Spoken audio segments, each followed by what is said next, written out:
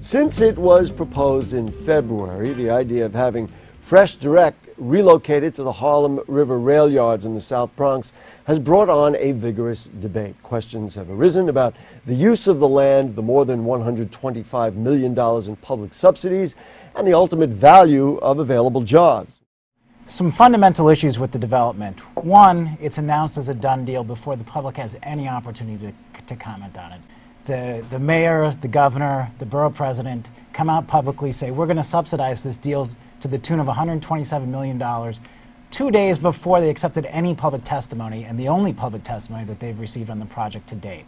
The second issue with it is they did a severely truncated environmental assessment. They didn't look at the fact that this project is going to create about 1,500 diesel truck trips in the South Bronx every day, and they didn't seriously look at the fact that it's going to generate another 2,000 to 3,000 car trips every single day in a community with high asthma rates, with cardiovascular disease that's very susceptible to these kinds of impacts.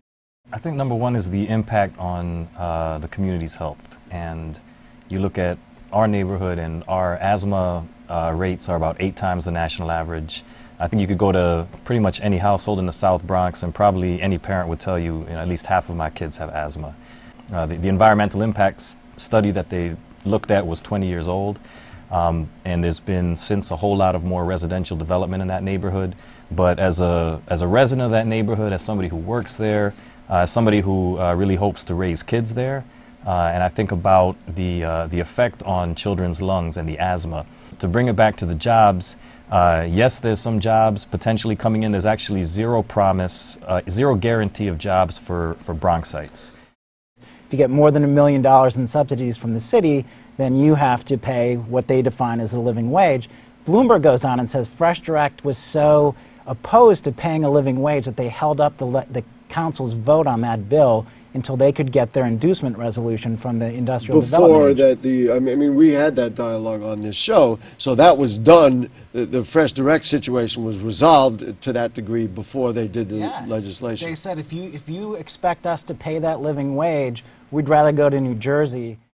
FreshDirect is not a growth industry. FreshDirect is trying to get a bigger piece of the grocery pie. If you look at the promo materials they're putting out in the South Bronx, they basically tell you that. We want to replace your baker, we want to replace your local grocery store.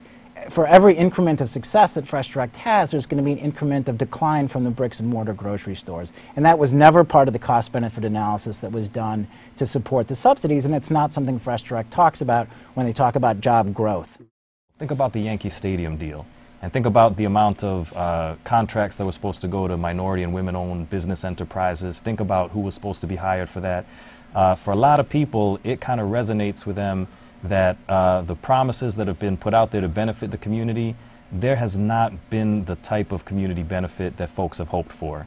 And people know that. So once we start to have some dialogue about, this is the effect on the trucks and asthma, and people will start to say, yeah, my kid has asthma. I got 15 grandkids and 9 of them have asthma, and start to realize this is really not for the community benefit. These jobs are some bones and some crumbs they're throwing to us, but this project was not set up to benefit the Bronx. It was set up to benefit FreshDirect.